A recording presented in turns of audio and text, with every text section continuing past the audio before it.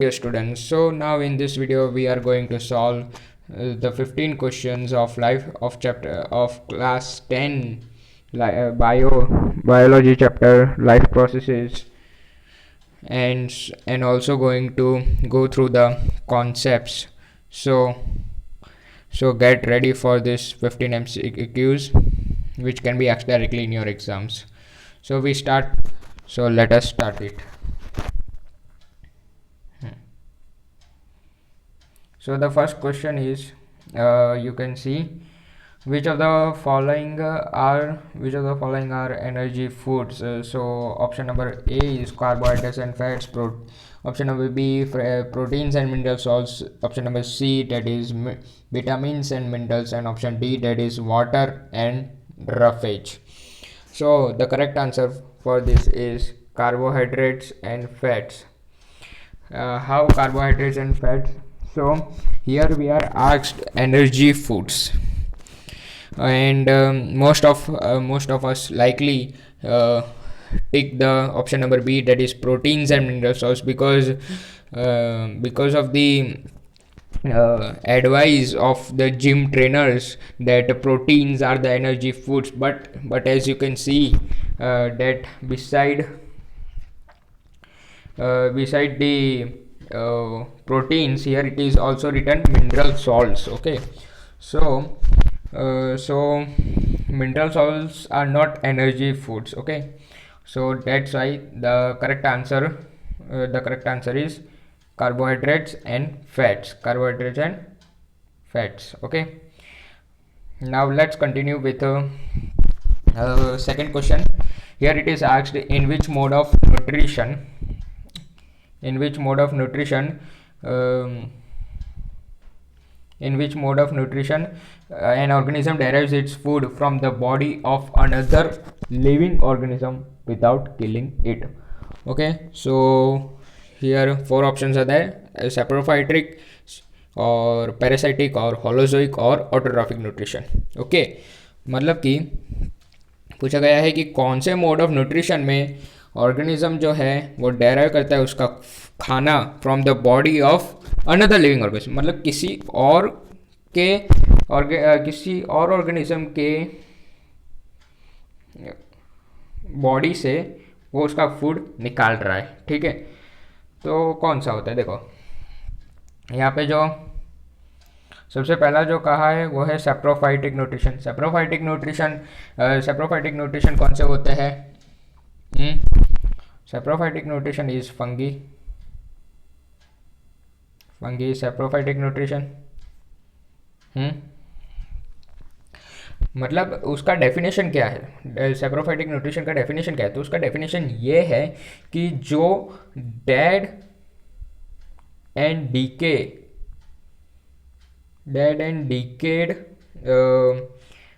Decade वाले organisms जो होते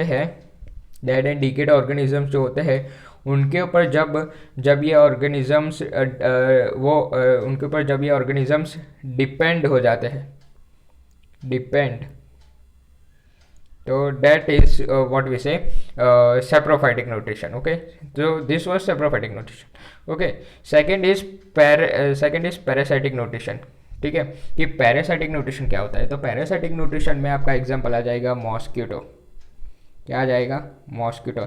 ऐसा नहीं है कि यहाँ पे क्वेश्चन में ऐसा पूछा गया है कि कौन सा ऑर्गेनिज्म जो है वो दूसरे बॉडी के वो दूसरे ऑर्गेनिज्म के बॉडी से खाना निकाल रहा है. तो ऐसा ही सेम क्वेश्चन ऐसा भी आ सकता है कि भैया इनके एग्जांपल्स बताओ. सैप्रोफाइटिक न्यूट्रिशन का एक एग्जांपल बताओ, एक पैरासाइटिक का, एक होलोजोइक का, फिर एक अपना क्या बोलते हैं ऑटोट्रॉफिक का तो सब बिंदास से लिख के आ जाते हैं. कोई लल्लू पंजू भी लिख के आ जाएगा कि भाई ऑटोट्रॉफिक का प्लांट्स हो गया, ट्रीज हो गया, ये वो फलाना. ठीक है, but this three are little bit confusing, कि मतलब कि थोड़ा सा परेशान करते हैं ये तीन. तो पैरासाइटिक न्यूट्रिशन यानी कि जो ऑर्गेनिज्म दूसरे ऑर्गेनिज्म से अपना खाना निकाले, जैसे कि मॉस्किटो जो है वो ह्यूमन बींग्स के जो हैंड्स हो गया, लेग्स हो गया, मतलब कि कहीं से भी, मतलब कि वो क्या करता है, ब्लड जो होता है उसको सक कर लेता है और फिर अपना खाना निकाल लेता है। तो सो दैट इज, तो ये जो ऑप्शन बी जो है वो करेक्टली सूट हो रहा है। तो मतलब यही राइट आंसर है, यही राइट आंसर है। लेकिन ऐसा नहीं कि बी राइट आंसर है तो हमें सी और डी को देखना ही नहीं है, ऐसा नहीं ये करते हैं। तो सबको भाई इक्वालिटी मिलनी चाहिए। हॉलोजोइक न्यूट्रिशन क्या होता है और ऑटोट्रॉफिक क्या होता है। ऑटोट्रॉफिक तो सबको पता है, ठीक है, उसके बारे में ज़्यादा डिटेल में नहीं जाना है। और हॉलोजोइक की बात करें तो हॉलोजोइक न्यूट्रिशन क्या होता है वो आपको कमेंट बॉक्स में बताना है, ठीक है। देखते हैं कितनों को क्या क्या आता है तो समझ में आए। Okay, now our next question is the mode of nutrition found in fungi is, अब भी हमने बात की, the mode of nutrition found in fungi is which. अच्छा, यहाँ पे ना आपको एक ऑप्शन हटा के आपको हेटरोट्रॉपिक भी दिया जा सकता था, तो आंसर हेटरोट्रॉपिक आ जाता, ठीक है। जैसे फॉर एग्जांपल अगर आपको हॉलोजोइक न्यूट्रिशन की जगह हेटरोट्रॉपिक लिखा होता तो आपको हेटरोट्रॉपिक न्यूट्रिशन के साथ जाना चाहिए, ठीक है। लेकिन as here it is not written heterotrophic nutrition, so here you can go with which here you can go with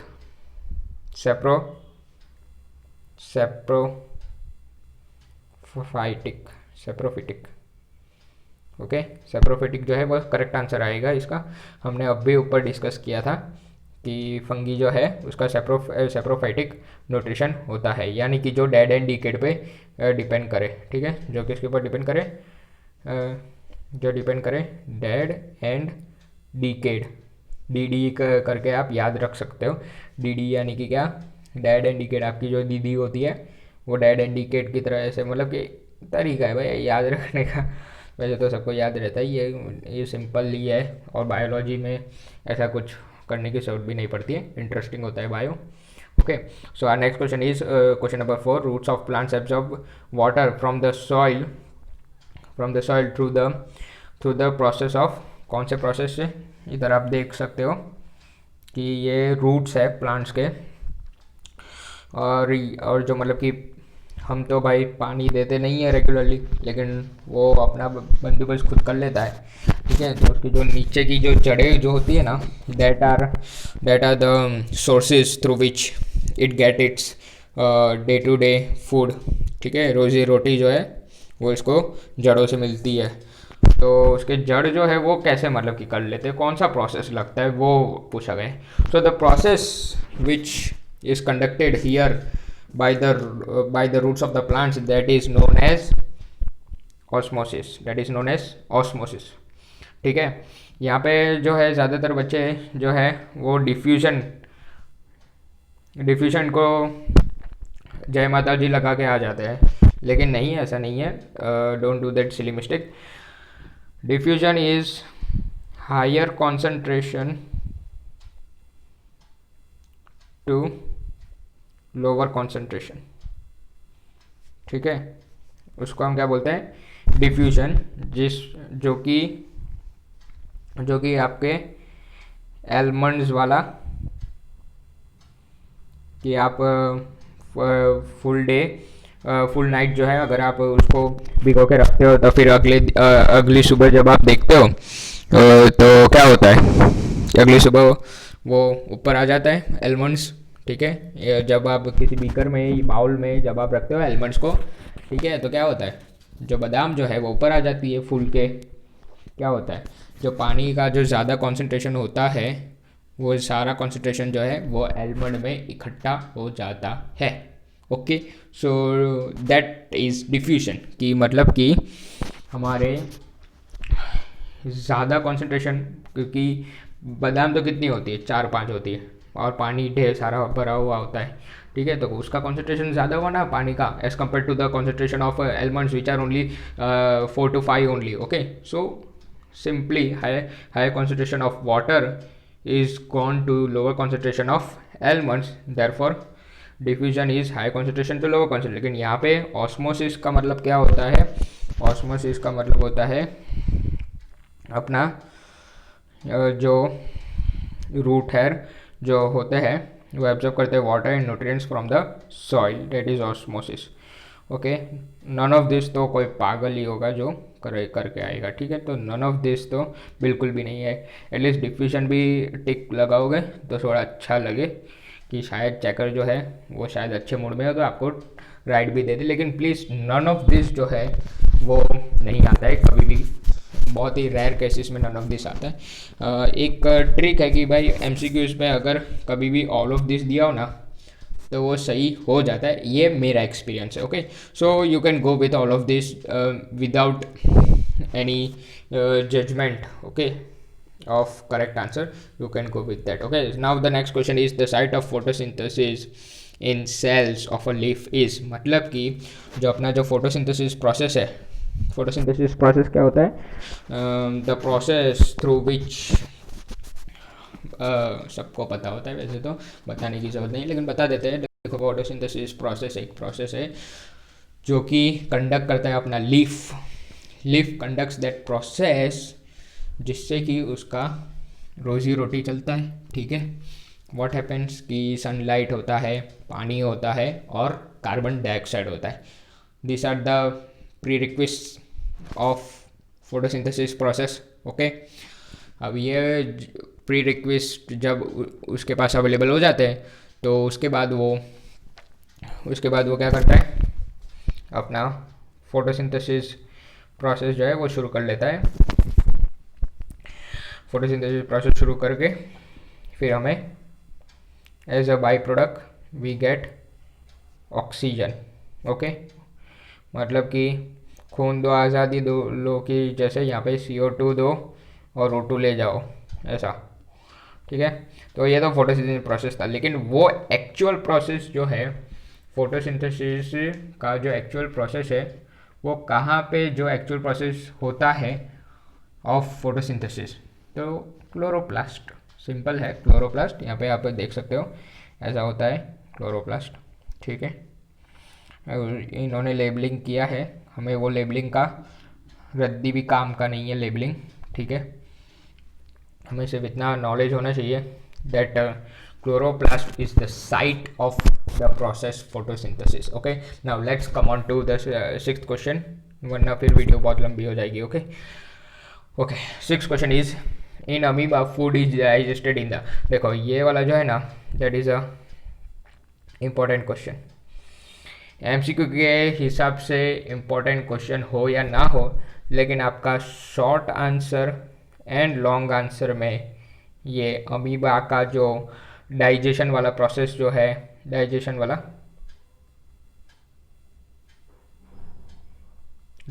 process जो है वो पूछा जा सकता है, ठीक है। तो सिंपल सा 5 पॉइंट्स का होता है, ठीक है। तो आपको ज़्यादा लंबा नहीं करना है, सिर्फ 5 स्टेप्स जो होते हैं उसके वो आपको लिख के आना है, ठीक है। वो मैं अगली वीडियो में ऐसा हो तो कंटिन्यू कर लूँगा, ठीक है। ये जो इंपॉर्टेंट क्वेश्चंस जो होते हैं MCQ के बाद वो वाला कर लेंगे, शॉर्ट आंसर लॉन्ग आंसर वाला, ठीक है। कमेंट कर लेना जो भी चाहिए वो, ठीक है। ओके, तो अभी इस पे आ जाते हैं कि अमीबा में food is digested in the what. Okay, तो फूड इज पहला है फूड वैक्यूल, सेकेंड माइटोकॉन्ड्रिया। कुछ लोग जो है इसको गलत प्रोनाउंस करते हैं, बोलते हैं माइटोचॉन्ड्रिया, ठीक है। It's not mitochondria, it's mitochondria, cone, ice cream cone, mitochondria, pseudopodia and chloroplast, ठीक है। तो correct answer is food vacuole. Food vacuole जो होता है वो food vacuoles by digestive enzymes, food vacuoles by digestive enzymes. Now what are this enzymes? Enzymes क्या होते हैं?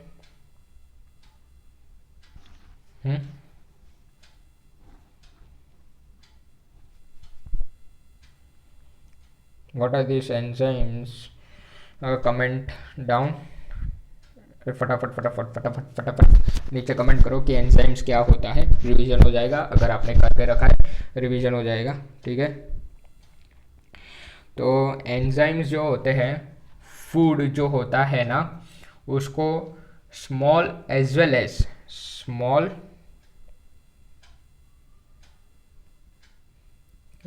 As insoluble, small as well as insoluble particles में जब उसको वो क्या कर लेता है, ब्रेक डाउन कर लेता है, ठीक है, क्या कर लेता है, ब्रेक डाउन कर लेता है, तो तो उसको हम एंजाइम्स कहते हैं, डाइजेस्टिव एंजाइम्स। डाइजेशन का काम क्या होता है, छोटे छोटे टुकड़ों में तोड़ना ताकि वो पच सके, डाइजेस्ट हो सके। So that is what digestive enzymes, यानी कि उस ऐसा समझ लो ना कि डाइजेस्टिव जो है वो अपना सेनापति है और उसके बच्चे हैं, मतलब सेनापति के जो सिपाही है वो एंजाइम्स हैं, जो कि वही काम कर रहे हैं जो डाइजेशन करता है, छोटे छोटे टुकड़ों में, छोटे छोटे एज वेल एज इनसॉल्युबल में तोड़ना, ठीक है। तो यहाँ पे करेक्ट आंसर है अपना फूड वैक्यूल। ओके, अभी आगे बढ़ते हैं। अरे सॉरी, हम ऊपर चले गए। अच्छा, 2 बार प्रिंट हो गया है, ठीक है ठीक है। ओके, हाँ, ये भी एक इम्पोर्टेंट है भैया।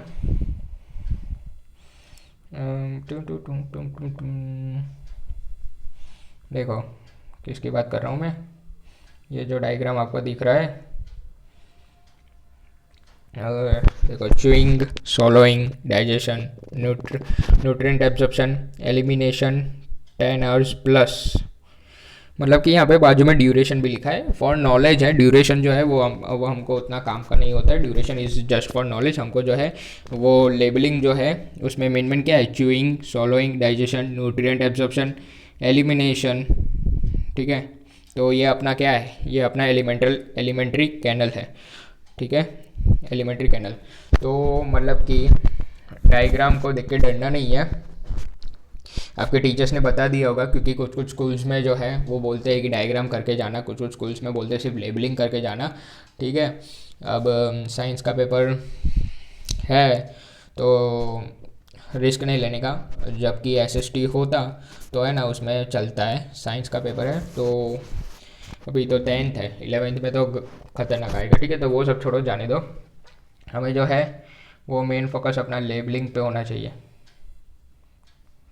ये इसकी नॉलेज होनी चाहिए, ठीक है। इसमें ये पूछ सकते हैं कि तुम्हारा लीवर बता दो, गॉल ब्लैडर बता दो, ये सब पूछा जा सकता है। हाँ, तो उसमें रिस्क नहीं लेना है, वो सब छोटे छोटे लेबलिंग है। फिर यहाँ पे वो पाइप आता है, कौन सा पाइप होता है, वो कुछ अच्छा नाम था, मैं भूल गया नाम, ठीक है। तो यहाँ पे एक पाइप आता है, किसी किसी को याद हो तो फटाफट का नीचे जाके कमेंट कर लो कि कौन सा पाइप होता है। यहाँ पे एक छोटा सा पाइप होता है जिससे कि प्रोसेस जो है वो आगे बढ़ता है और नीचे की तरफ जाता है।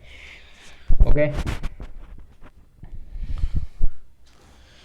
ओके, तो अभी हम आ जाते हैं अपने क्वेश्चन पे। State which of the following events in the mouth cavity will be affected if salivary amylase is lacking in the saliva. जो सलाइवरी अमाइलिस जो है वो लैक कर रहा है इन सलाइवा, तो कौन सा event, starch breaking down into sugars और else proteins breaking down into amino acids, absorption of vitamins और else fats breaking down into fatty acids and glycerol.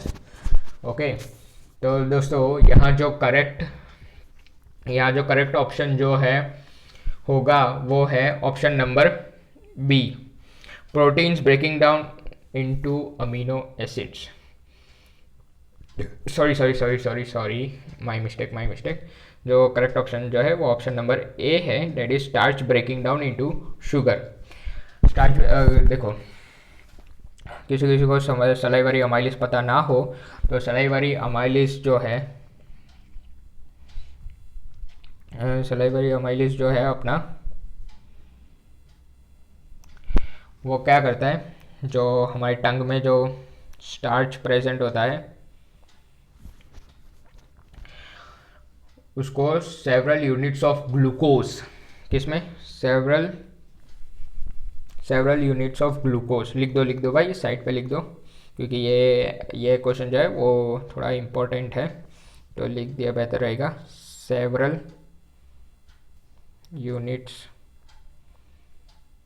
Of glucose का फॉर्मूला क्या है, C6H12O6, ठीक है, ग्लूकोज का formula.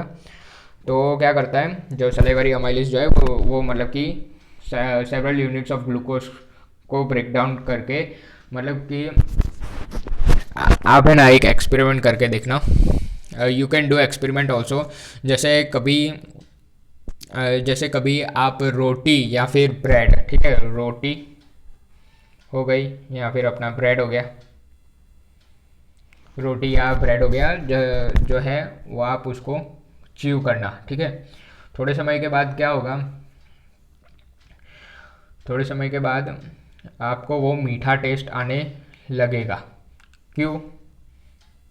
Cause of the salivary amylase which has started its function of breaking down what C6H12O6 glucose को उसने break down करना शुरू कर दिया, जिसकी वजह से अगर ग्लूकोज टूटेगा, सबसे एक आपका पार्ले जी बिस्किट होता है, ठीक है, वो पार्ले जी बिस्किट में भी बहुत ज़्यादा ग्लूकोज होता है, बहुत से लोगों को पता नहीं होता है, किसी किसी को पता होता है वो, लेकिन कुछ कुछ को नहीं पता होता है, वो कुत्तों को ये पार्ले जी बिस्किट खिलाता है। प्लीज़ ऐसा ना कीजिए, जो उनके जो हेयर होते हैं वो गिरने शुरू हो जाते हैं because of the glucose present in Parle G biscuits. Okay, so please if you know anybody which are giving Parle-G biscuits to dogs, many of our will be commenting down that no you are wrong, ऐसा कुछ नहीं होता है, ऐसा ही होता है भैया जी और बहना जी, ऐसा ही होता है। डेट कभी कंटेंट्स भी, इंग्रेडिएंट्स भी पढ़ा कीजिए which are written behind the label, which are packing के पीछे जो लिखा होता है, ठीक है, मैं उसकी बात कर रहा हूँ। Okay, now let's come on to 8th question. यहाँ पे आपको पता चल गया, ठीक है। Okay, which region of alimentary canal absorbs the digested food, which region of alimentary, कौन सा रीजन जो है हमारा एलिमेंट्री कैनल का वो एब्जॉर्ब करता है डाइजेस्टेड फूड को, मतलब कि अब खाना पच चुका है, अब वो खाना जो पच चुका है उसका हमको क्या करना है, एब्जॉर्ब करना है, वो पचे हुए खाने को हमें एब्जॉर्ब करना है, ताकि हमें वो न्यूट्रिएंट्स, वो प्रोटीन्स जो कि अभी ब्रेकडाउन हो चुके हैं उसका हमें जो है वो बेनिफिट हो सके, ठीक है। ओके, तो what are the options are, एक स्टमक हो गया, एक स्मॉल इंटेस्टाइन हो गया, एक लार्ज इंटेस्टाइन हो गया और एक लीवर हो गया।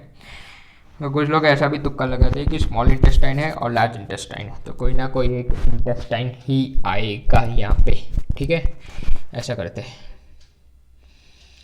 सो the answer for this question is that absorption of digested food take place primarily in jejunum region. Diagram में गिवन तो नहीं है जेजुनम रीजन, ठीक है, तो पहले प्राइमरली जेजुनम रीजन जो होता है, जो कि स्मॉल इंटेस्टाइन का middle part, MP, middle part किसका, स्मॉल इंटेस्टाइन का मिडल पार्ट जो होता है वहाँ पे jejunum region, spelling sorry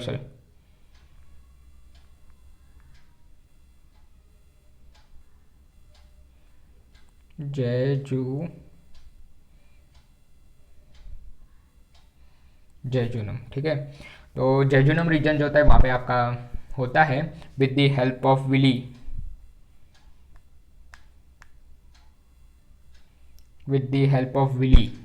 Willie क्या है, villi is finger like projections, ठीक है, तो उनकी मदद से होता है। तो option B, that is small intestine, is the right answer.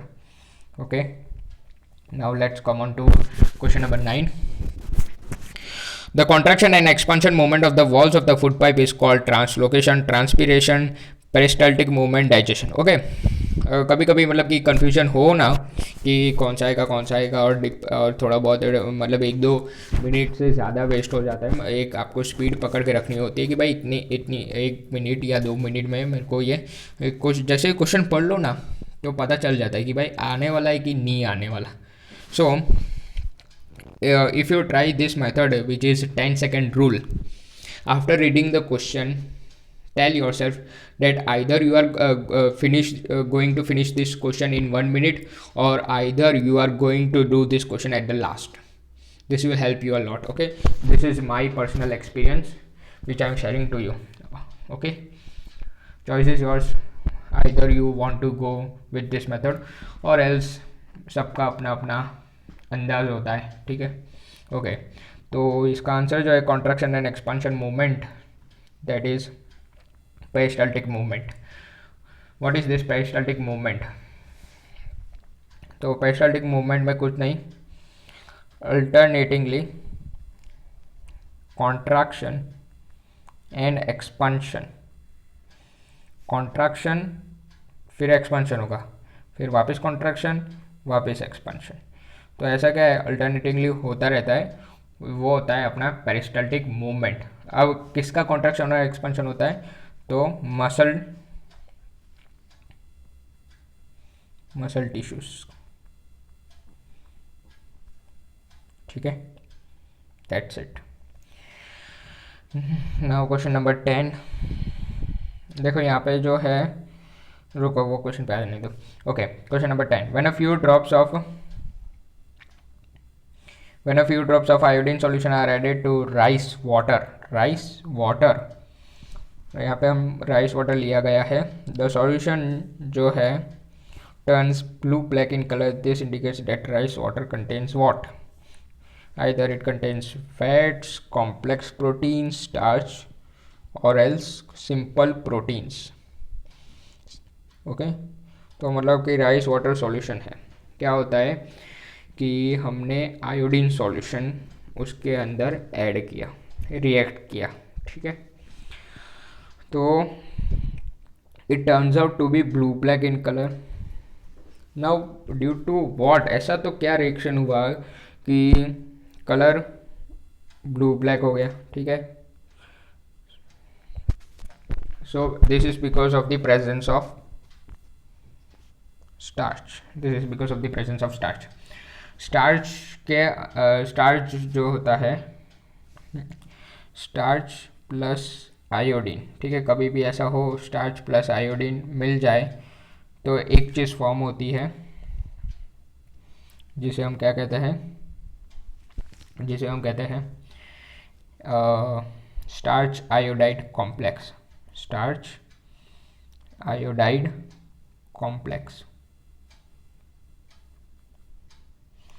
So this starch iodide complex is responsible for the turning of the color of rice water into blue black. तो सिंपल यहाँ पे अगर मतलब कि आपको दिया होता कि स्टार्च आयोडाइड कॉम्प्लेक्स, तो आपको उसके साथ जाना चाहिए, ठीक है. यहाँ पे एक 11th क्वेश्चन आ चुका है. The exit of unabsorbed food material is regulated by what? The exit of unabsorbed food, मतलब कि पहले हमने ये क्वेश्चन किया था यहाँ पे एब्जॉर्ब्ड फूड का, कि कौन सा रीजन एलिमेंट्री कैनल का एब्जॉर्ब करता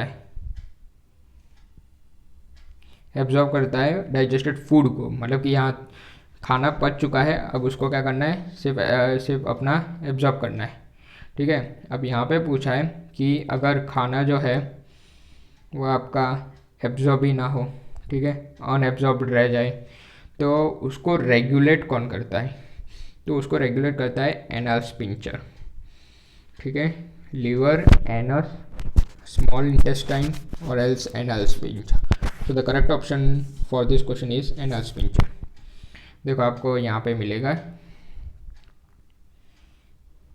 एनसीईआरटी बुक में, ये रहा, the exit of this waste material regulated by the anal sphincter, ठीक है.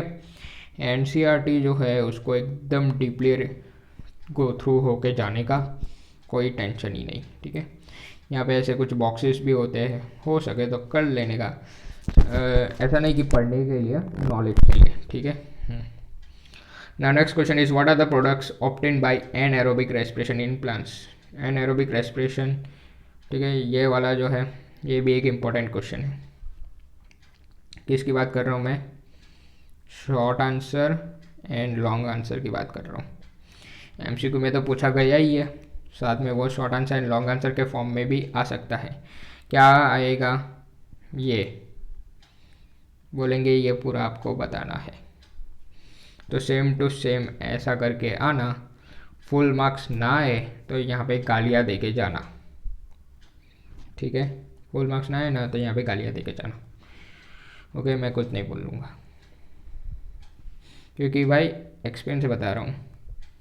ओके, हाँ हाँ, लेकिन इसका आंसर क्या आएगा वो तो भूल गए। इसका आंसर आएगा ethanol plus CO2 plus energy. Ethanol plus CO2 plus energy. What are the products obtained by species? The breakdown of pyruvate to give CO2, water and energy takes place in what? Mitochondria. ठीक है, mitochondria में क्या होता है? Breakdown of pyruvate to give CO2 plus H2O plus energy. जब pyruvate को तोड़ा जाता है, ऊपर देख लो, देखो ये पाइरुवेट है, ठीक है, उसको हमने तोड़ा। एक minute,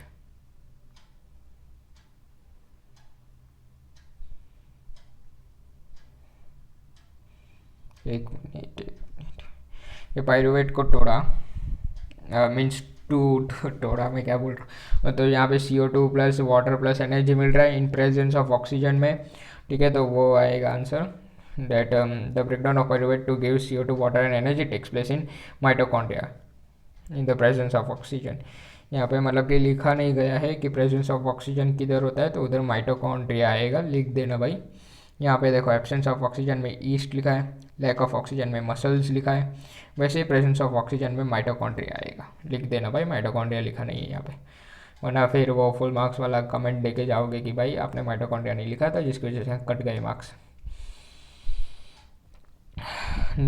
okay, glycolysis process occurs in which part of the body cell? Okay, तो साइटोप्लाज्म इसका करेक्ट आंसर आएगा, साइटोप्लाज्म। साइटोप्लाज्म क्या होता है पता है ना? छोटे छोटे ऐसे डॉट्स होते हैं,